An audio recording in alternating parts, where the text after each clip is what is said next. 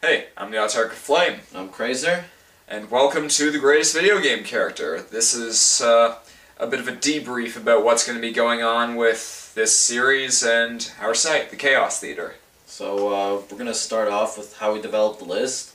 As you probably know, if you've been following the Autark of Flames YouTube channel, we made two lists. The original one was we made, I think before the summer, was it? Yeah. Before the summer.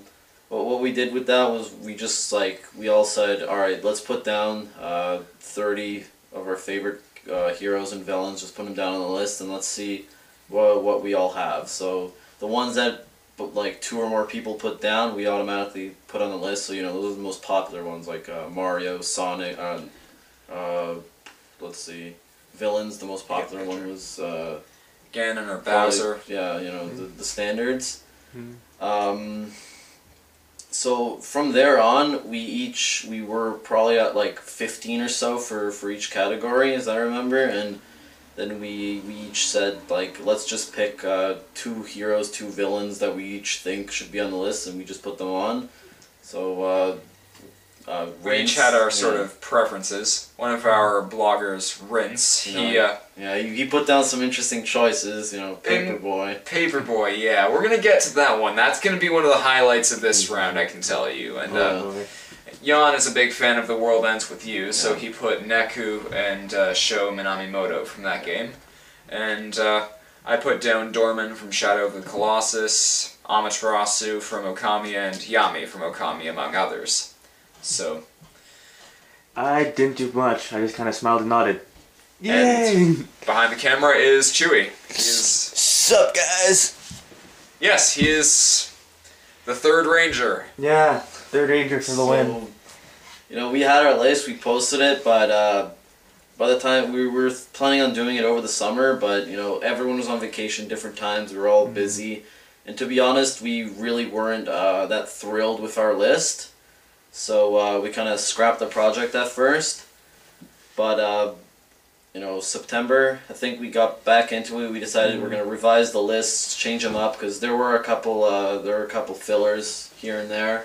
I think we definitely did a good improvement on the lists.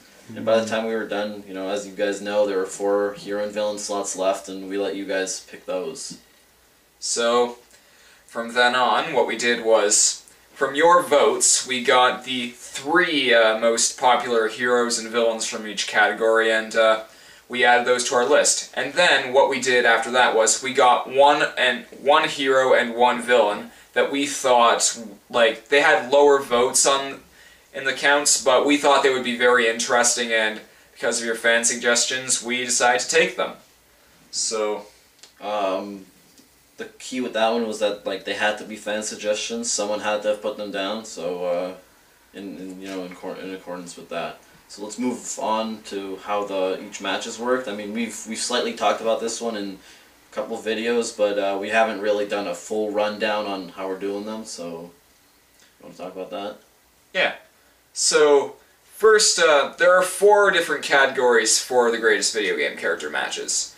There is personality and backstory, which is where we talk about what the character has to offer in their personality, and what the character did prior to the game, or what are the events of the game the character has done.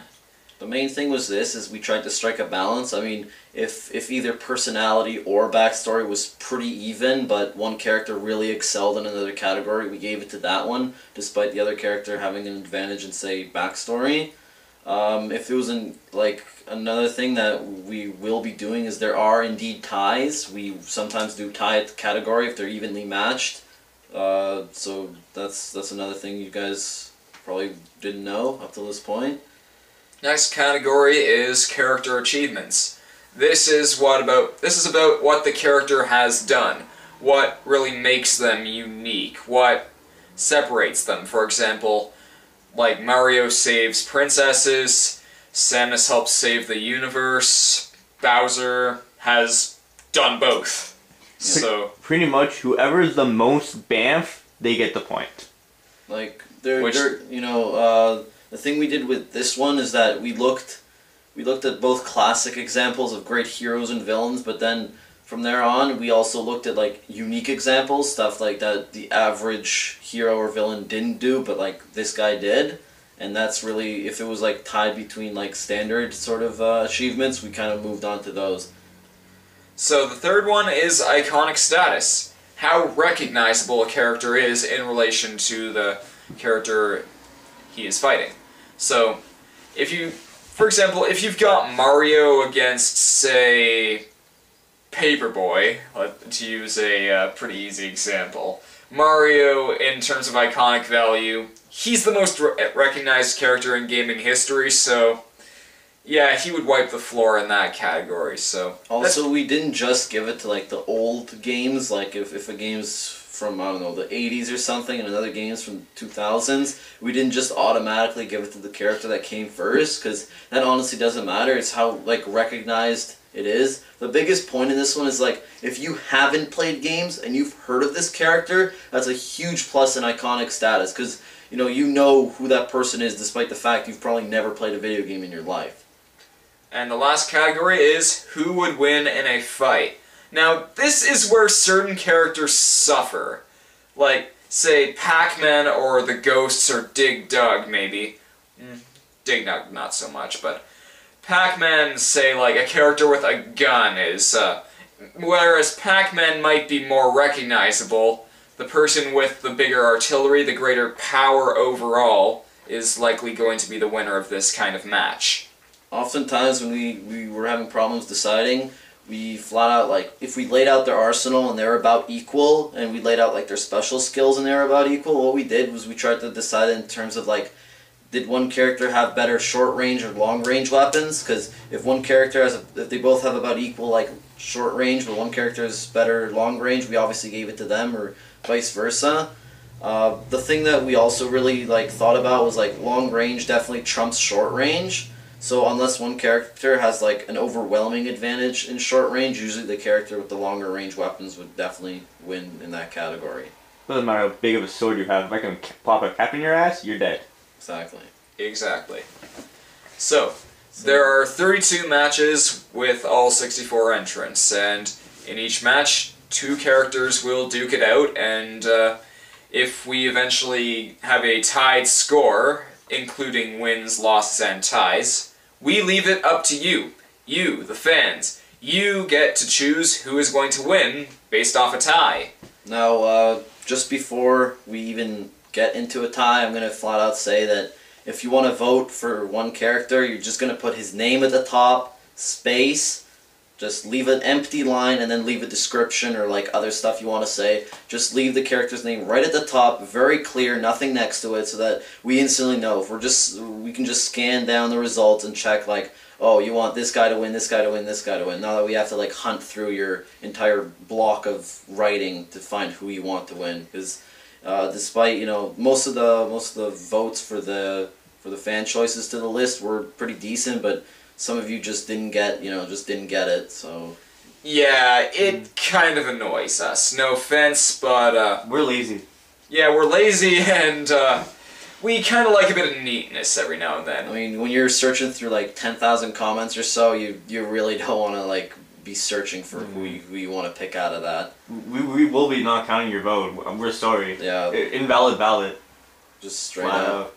So, another thing to remember with that one is that we do encourage you to leave something to like support who you want to win, because if everyone were to just like write one name, the comments would get pretty dull. Just keep it separate. All right. So, do we have anything else to add? About the site rather than the actual contest, we will be having a forum going up pretty soon. Hopefully around, probably a little after or around the time that the second round comes out. We are currently working on that, so for all of those of you who are asking, that's your answer. What else are we planning on doing? I guess check out the website, because I'm planning on posting a bunch of stuff soon, as soon as we're done filming the first round. Like we said before, it'll probably be up by the end of the month, so end of November. With that in mind, I'm pretty sure we covered everything. Yeah, I think so. So, that's about it. And until next time, I'm the Autark of Flame. Fraser. And the man behind the mask, Chewie. Alright, and we will all see you for the greatest video game character. See you guys next time.